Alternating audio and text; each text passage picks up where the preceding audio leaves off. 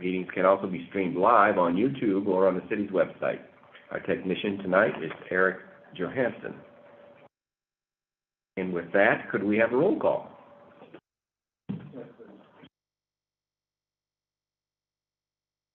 Commissioner Christensen, Commissioner Newman, Commissioner Westman. Here. Commissioner Ruth. Here. Chair Wood. Here. Do we have remote commissioners? No. It's just the three of us right now. Just three of you. Just the three of us. We'll do our best. Okay, now time for oral communications. Are there any additions or deletions to the agenda? There are not.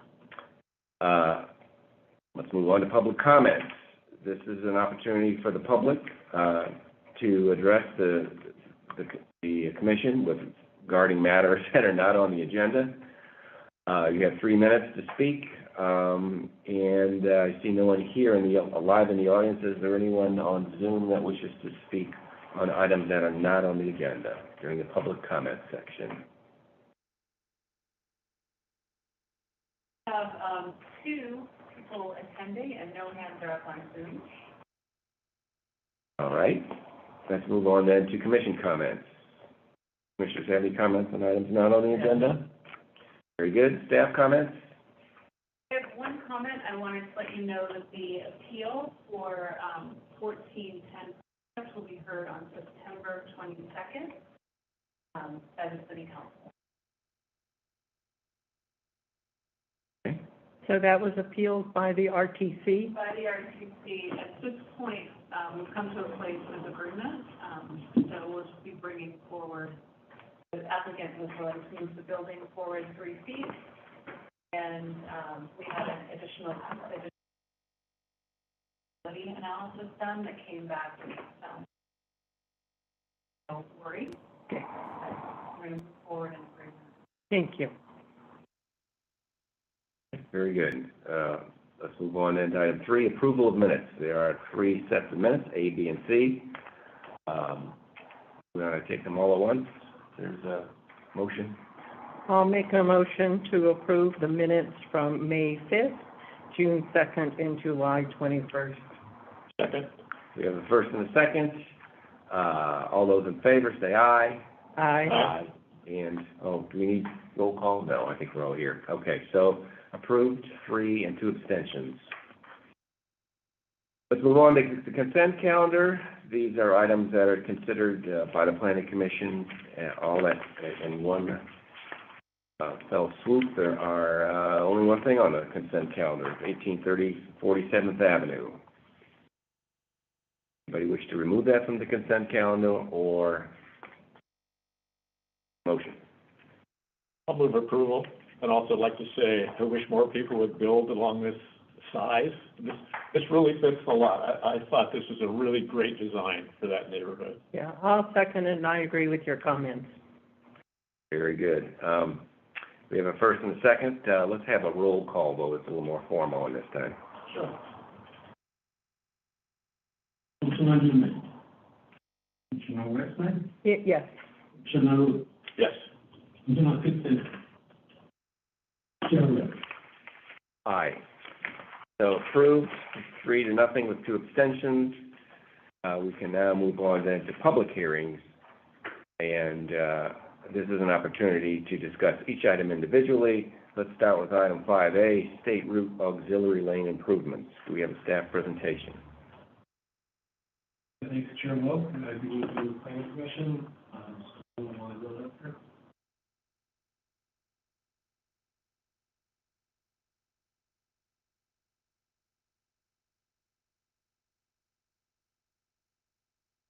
Okay. So, looking at a Caltrans project, which is a joint effort with the county and the RTC, and we are looking at a kind of a narrow scope of this project relative to our coastal zone and our environmentally sensitive habitat areas. And just off the top here, I want to let you know that the applicant is going to make a presentation on kind of the broader project and the programming and the renovation of the highway and upgrade. We're just going to focus on what we looked at in the staff report.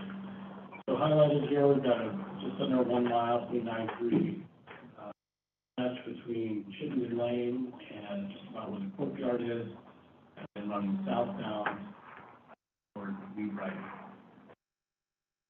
Project area we analyzed.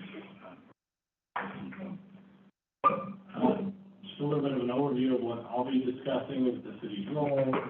There's a portion of a sound wall that needs land acquisition or an easement. Esha area, we've got a slide for that, tree removal, and then project conditions approval. So, specifically in the coastal zone in the Esha area, there are auxiliary lanes and then some shoulder lanes. Although the auxiliary lanes are widened toward the center median, so we're going to invest on the overlay. And then the Buckland shoulder is that we stretch basically between the on-ramp, off-ramp, and underpass that are gathering from the existing bounds of the freeway. Landscaping and sound walls, again, are in the Esha zone and then the coastal zone. So we consulted with the city attorney just to really understand what the intersection of our jurisdiction is here. So tree removal and then the coastal plan, but we're not supposed to be looking at merits of the project, necessity, or anything related to design. This is the land acquisition. The reason we're showing this is it just projects a bit past the existing Caltrans right-of-way. These blue areas are the RTC is negotiating with Capitola Knolls HOA to acquire either these lands in fee or the easement.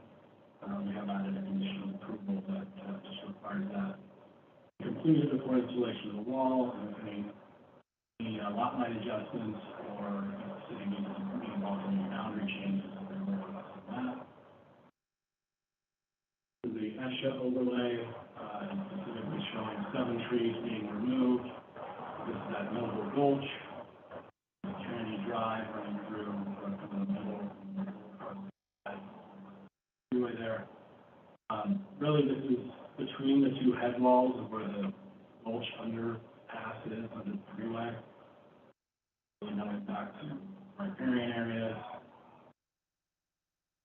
And then this is a breakdown of the large project area, certainly larger than our routine analysis. We're looking at 19 projects, 224 total. So we did a canopy analysis, and what the city policy wants to achieve a 30% canopy coverage for a 2-to-1 replacement. So in this case, it's 30% size, and then just under 4% canopy coverage. Breaking this down, the details there. And this is a summary of the proposed planting plan. So you can see with the replacement, it's layered, primarily native drought tolerant. I think there was just 1 or 2 that I saw that were really popular. These should be a good symbiotic plant mix, on cover, shrub, and tree, and some layering, and overall improved aesthetic and maturity. These are our conditions, which are pretty much limited. We're looking at this project after the design phase, after the environmental phase. So a lot of the background analysis, community outreach, exploration of minimization and mitigation measures have already been pretty well covered in the EIR. So we just want to follow the EIR and then execute land agreements with the county. So I'm happy to take questions at this point on the staff report or this presentation, but the commission could also let the applicant speak, because they're going to kind of expand on this and talk about the larger project. Go ahead and follow up with a question. The tree replacement seems to be the big issue here, and the net effect is we're increasing the canopy over what it currently is. And can you show me where that is? Where just in the same locations they're removing those 7 trees out off of one side of the highway, and they're just, Yeah, the applicant's presentation is going to show in kind of more pleasing detail the replacement. Yeah, that seems to be the only concern, and they seem to have addressed it pretty thoroughly, so.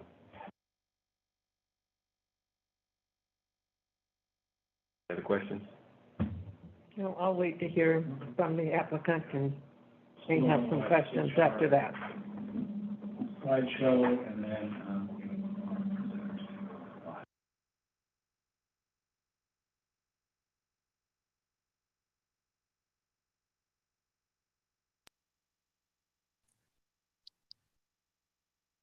Hello, can you hear me? Yes. Joining by Zoom, this is Sarah Christensen. I'm with the Santa Cruz County Regional Transportation Commission. I'd just like to ask Kira Caselli, she's our project engineer for the project, if you could bring up the presentation. Thank you very much. So this project proposes to construct auxiliary lanes in a bus on shoulder facility between the Bay Porter and Park interchanges, as well as between Park and State Park Drive. It's a total of about 3 miles long stretch of Highway 1. The project also proposes to replace the existing Capitola Avenue overcrossing, which is that blue star there. This bridge is getting replaced with a much more improved bridge with sidewalks and bike lanes and an improved bridge railing and fencing on the bridge. And then lastly, the project is proposing to build a brand new bicycle and pedestrian overcrossing at Mar Vista Drive. This will provide essential connectivity to active transportation users, bikers and walkers over Highway 1. So with that, I'm going to hand it over to Kira to get a little bit more detail into the project improvements. Thank you, Sarah, and thank you for this opportunity. Just want to make sure you can hear me as well. Okay, great. So Sarah talked a little bit high level about some of the project elements, but I think we also wanted to highlight some of our design approach and our approach to try and avoid as much tree removal as we could as part of the project. So just to orient you on this graphic, north is pointing down. And so the south end of the project is the top left corner at State Park Drive. And then the north end of the project, Bay Porter, is on the bottom right. So as Sarah noted, the primary purpose is widening for auxiliary lanes from State Park Drive to Bay Avenue, Porter Street. She noted the two bridges that we are proposing as part of the project, the new pedestrian overcrossing at Mar Vista, as well as the replacement of Capitola Avenue.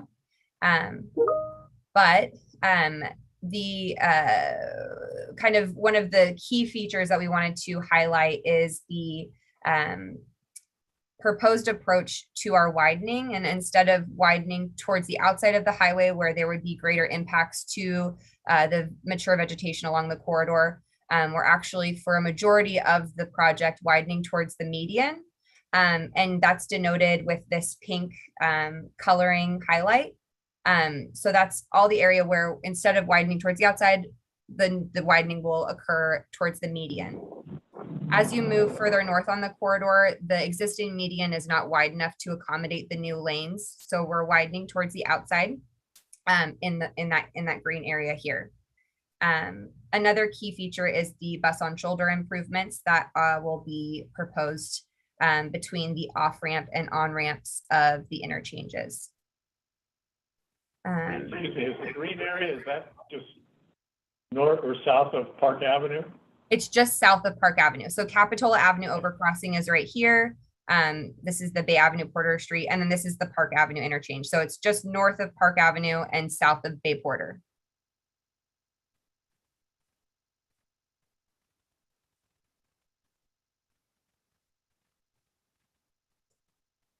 So in that green area where we're widening towards the outside, there will be retaining walls. And as Sarah mentioned, the reason why we have to replace the Capitola Avenue overcrossing is because it's existing piers are in the area where we would be widening for the new auxiliary lanes. I'll continue. Just a graphic to highlight what the widening towards the median looks like. So the top graphic is the existing 4-lane facility. And then the bottom graphic is the proposed. There is some areas where we have some sliver widening on the outside. So there is, minimal impacts to the outside of the corridor. But by widening towards the median, we really cut down on the impacts of those trees and the vegetation along the corridor. Just to hone in, as Brian was mentioning, in the coastal zone area, and talk about some of the improvements specifically in there. In the city coastal zone, we are only widening towards the median. So again, as noted, that limits the impacts on the outside of the highway. We also proposed some reduced shoulder near the Noble Gulch area, which eliminates impacts into the wetlands and tree removals within the Gulch area. Brian also noted some of the sound wall improvements. So we have a sound wall at the northbound off-ramp at Park Avenue, as well as 2 sound walls at the Capitol and Knowles property. In order for sound walls to be effective, they need to be placed at a higher or the highest point possible. And so that's why these sound walls kind of deviate from the highway due to the existing topography of the area. They just have to be placed at the highest position. I think you had asked some questions about the proposed planting. This is kind of high level, more graphical, but highlights the proposed plantings throughout the corridor. And then this red box is highlighting the proposed planting within the coastal zone. We do have, as Brian mentioned, native and drought resistant plants proposed, and there is a 3-year plant establishment period proposed as part of the project.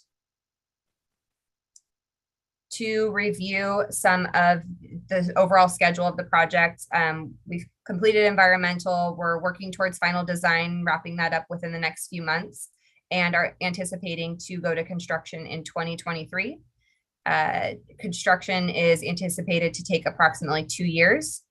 And again, also just to highlight, we have conducted a public outreach throughout the process of the project. A few during the environmental phase, and then we've also held some aesthetic elements outreach and collected community feedback from those pieces. So with that, we can open it up for further question or discussion.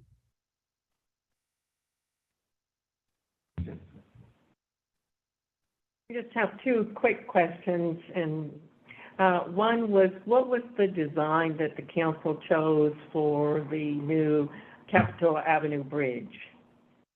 In our packet, there were 3 different designs, one with stars, one with trees, and one plainer one. Didn't the council make that choice?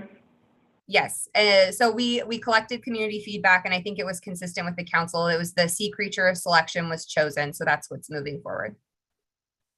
Okay. And the other question I have is, I assume you've coordinated with New Brighton Middle School, because with the bridge on Capitol Avenue going out, there are a lot of students who that's their route to school. And hopefully, if you haven't, you will coordinate with the middle school to try and make some provisions to help the kids to get to school. We'll make note of that, and then a lot of that will be developed through the construction phase, and so outreach will be conducted prior to the detour of Capitol Avenue, but definitely understand that, yeah, it's a critical connection, and limiting the impact to as small or short as possible, is one of our goals for sure. Thank you. Will any of the old overpass be incorporated, or will the whole thing be demolished? Unfortunately, the whole thing will be demolished, but there are some characteristics that we tried to maintain. I think there was kind of the existing concrete barrier has those window peaks. And so that's incorporated in the new design. But because it's the existing columns are where we need to be widened, unfortunately, the whole bridge has to be demolished. This is for the RTC representative. Do you anticipate any lawsuits that will further delay this? Thank you. I love that question. Thanks for that. Sorry. No, actually, this project was certified back in 2021. An EIR was prepared. EIR was the CEQA document. EA, environmental assessment, is the NEPA document. And there was no lawsuit filed. And so this project is free to go as soon as it's advertised and awarded, and construction will begin hopefully in 2023. That's the schedule. Do we have any other commissioners who have joined in? Still low? Okay.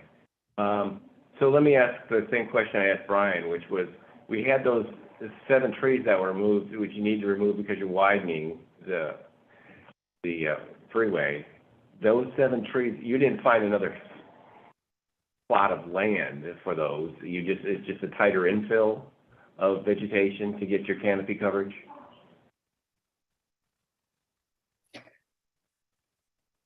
If you need separate space, meaning off-site mitigation, we're actually able to replant on site within the Caltrans right-of-way.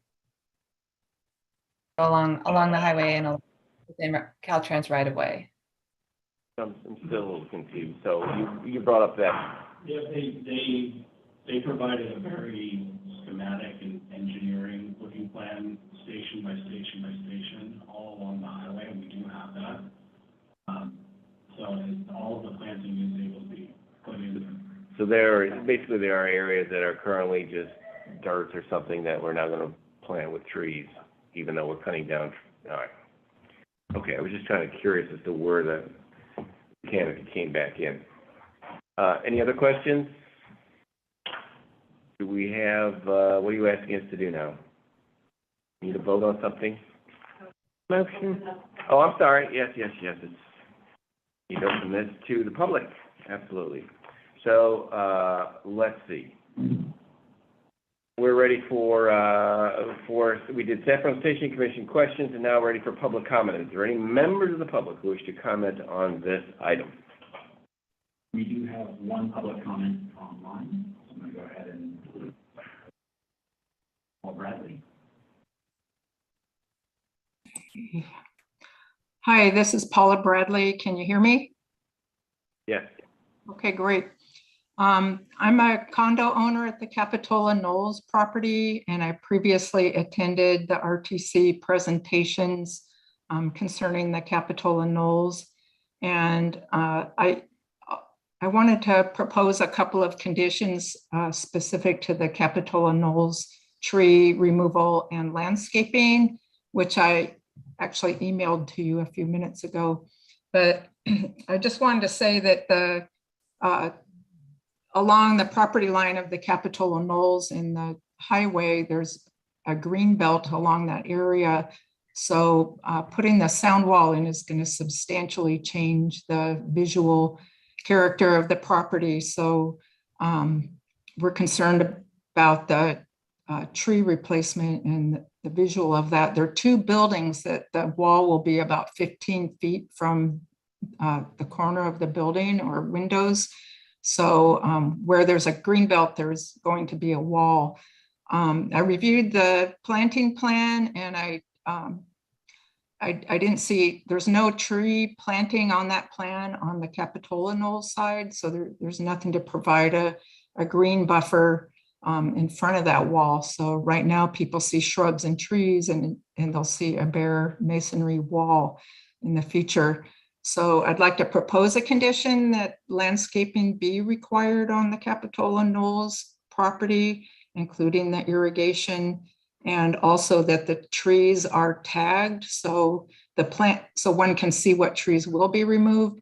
The tree removal plan does show the trees to be removed along the wall, but it doesn't show the type. And I'd like to see the trees identified with a tag, and then the type of trees. So the list of trees only shows the oaks to be removed. It doesn't list the other tree species to be removed, which could be redwood, cypress, or pine trees.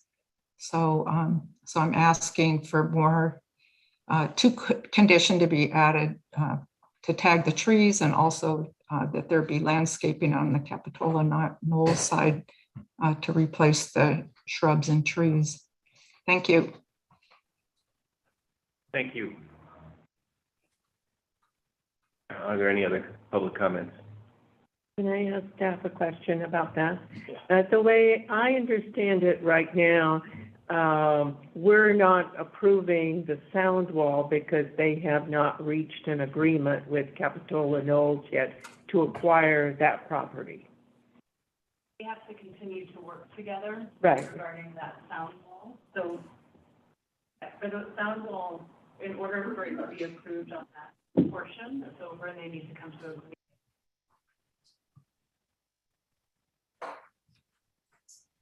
So they're going to be continuing to negotiate with Capitola Knolls about what's going to happen there. And this committee can't make a ruling on that. Well, we can't really decide because we don't know what they're going to ultimately negotiate. I was thinking something like they shall cooperate would be good language, but I don't know how many conditions we can place on a property that is not. Yeah, I was gonna say, how can we require the RTC to put trees on private property? But I think we can have a condition that they continue. Right. I would think that the we can do something like that to ask the RTC and Capitola Knolls to continue to talk to each other and come up with an agreement about how the sound wall is going to be landscaped and where it's going to be located. And to consider landscaping on the inside of the wall. Yes. We could modify, we do have one condition about the agreements that need to be in place, and we could add, a couple.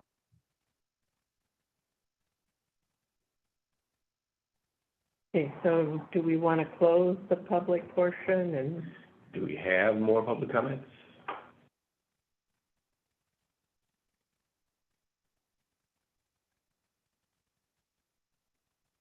I do see your hand up. Yeah, I just wanted to add a little. Can you hear me? Yes, I'll just let you know, there's no more public comment, so it would be appropriate if we close the public hearing, and then Sarah can comment. Okay, do that. Let's close the public hearing portion of the, or public comment portion of the public hearings, and move on to planning commission deliberation, and we'll go ahead and let the RTC weigh in. Thank you. So there's some limitations to what can be proposed on a private property as part of a public project. Just for example, the logistics of installing I see a lot of challenges with that. Not to say it's impossible, but I just want to shed a little on the fact that the project does have some limitations. We have to figure out who's going to maintain what and who's going to own what. And then also note, you are right, is kind of a real property matter that's under negotiation. And so I'm not sure if the planning commission can really put conditions on if it's an ongoing negotiation. The RTC in a private property. So I just wanted to provide that kind of context. Is there an illustration of the sound wall in the package? Somewhere, we can maybe call it up and take a look at what exactly the sound wall looks like from street level. So it's So really we- not, The sound wall will be a standard and sound wall. I think Kara's probably looking up if she could find a picture of just a sample recent one that was built. But it was definitely part of the aesthetic outreach process that the RTC conducted. We did a few rounds of aesthetic outreach and got public input on that. So bear with us. package appear to be similar to the other sound walls they have constructed along Highway 1 in Santa Cruz. All right, that's fine. You don't need to bring it up for my identification. I was just I gonna thought say, it's maybe- more of coloring, and I will note also that we do have creeping fig vines proposed on the wall. It will take a little bit of time to establish, but that is also part of the project. Very good. Thank you. Okay, any more deliberation? All right, Brian, what are we asking to do here? What decision are you asking from us? I don't, Evaluate a coastal development permit and tree removal permit. so I'll make a motion to approve the coastal development permit and tree removal permit with the added condition that we're going to reword the statement saying, asking them to continue to cooperate with the Knolls in coming up with an agreement for the sound wall and planting and acquisition of land. I'll second the motion. A motion and a second. Again, no other commissioners online.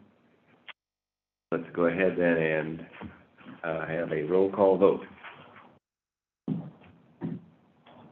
Commissioner Christensen? Commissioner Newman? Commissioner Westman? Yes. Commissioner Rowe? Yes. Chair Whip? Yes. Motion passes, 3 ayes and 2 abstentions. And there we have it. Thank you very much. Thank you for your Thank you. presentation. Now we can move on then to item 6, the director's report. I have just 2 items to bring up, but first, I just wanted to take a moment to thank Sean's been really helpful throughout the past 2 years with all the text that goes into these meetings, and tonight, really instrumental in pulling this off without someone from our IT department. Very capable. Thank you, Sean. And also want to take the opportunity, this is our first in person, to introduce you to Brian Freilich, our senior planner, and Louis Offenwege, our deputy clerk. So we've got a great team, and it's really nice to all be in the same room. And then the meetings, the city council had originally put into their administrative policies for our hybrid meetings a maximum of 3 commissioners, city. They, at their first meeting, said, this is going great, why don't we all come back? So they didn't want to leave a limit. I think in the policy it'll talk about if you're not feeling well, please stay home and attend it through the hybrid, but they no longer wouldn't want to put a 3-person max on the meeting. So moving forward, I just wanted to get some feedback if you're all comfortable with all planning commissioners. Makes a lot more sense to me. I'm okay I with that. agree. Okay. And second, we have quite a bit in our queue right now for upcoming projects. So an affordable housing project on Capitol Road, 4401 Capitol Road in the fall. But a lot of just smaller development projects that we typically see. And we're trying to do some code cleanup with our zoning code. So, and we're also going to be bringing back the request from the Monarch Coven that originally the Coastal Commission denied with that cleanup. We would like to have a special meeting on October 20th, and I'm wondering if you're able to attend. I can. Yep. I can as well. So we'll at least have a quorum. That's all I have for you tonight. The 44th Avenue project in Cap Road, When that gets into the design review, are you going to have the entrance and exit on 44th and not Capitola Road due to the proximity of that intersection there? It's currently designed that the entrance makes 44th. Okay. But they're doing some redesign work right now for compliance with the fire turnaround requirements. So to be determined, we haven't seen the final plan. All right, very good. That's the director's report. Item 7, commission communications. I was just wondering if we can get a summary of what's going on with the outdoor dining in the village. And we don't have to do that tonight if you want, you know, how many people have applied, that kind of. I can give you a quick summary. Okay. So in the village, we held our lottery for 45 days, and the total number of lottery applicants was 19. So there were 25 available spaces, so 19 is fine. And I can definitely do a write-up for you of who exactly participated. Along the Esplanade, Paradise Grill was the one applicant, along that the Reedy Restaurant on Avenue, Ale, as well as Arms. And then sidewalk dining, we're expecting Toro Bravo will be submitting a design permit for sidewalk dining station. And the other. That's not on Lawn Way, is it? No, it'll be Okay. right on the frontage in front of their windows. So they're actually coming in tomorrow to meet with me to know their ideas for a custom design. And then the property that you approved at the last hearing requesting now 3 tables and 6 chairs. Was there any consideration given to that suggestion about making the diagonal parking on the other side of San Jose Avenue and allowing them to square up the Yeah. outdoor seating? Yeah, so we got public input from one of the owners of Capitola Wine. And they looked at it and said, you know, this could work nicely on that location. So we've been following up with them, and we're in discussion. They're going to do a little more work to let us know that there is buy-in from the local residents and before the city pursues. Yeah, that proposal, at least to me, made a lot of sense. Mm-hmm. So all of the outdoor dining establishments that are there today, only if you have awarded the site through the lottery, and only if you have a building, either your conditional use permit submitted to planning or a building permit for the prototype design submitted to planning before September. Those that have their applications in can keep up their temporary until they're issued their permit, but the rest of the outdoor dining has to come down on September 6th. That's following our line, so they'll be out through our. So the prototype design, after we saw it, went to the council. Did it stay pretty much the same? It did, yeah. Yeah. Yeah, I think it didn't go any further after planning commission. So all the conditions you placed on it for we limited the plan. Mm-hmm. Concrete planer. The concrete planners and the plan, yeah. That's exactly what the planning commission still, so it's a blanket CD. Great. Yeah, so no changes there. And I do believe that that people will be utilizing that design. I'm thinking Britannia Arms. One that I forgot to mention is Reef Dog also applied for a spot. Oh, wouldn't that be one of those ones along San Jose Avenue where they wanted to do it jointly? Yeah. But, no, Reef Dog, that's, you're thinking about. Oh, the I think it's Yeah. sausage company. Yeah. That's the sausages. Okay, great, thank you. Very good. Okay, would you like a summary? No, that's fine, I'm happy. Okay, I was just curious. if there are no more commission comments, we'll move on to item number 8, which is adjournment. I'll bring out the hammer and say this is adjourned.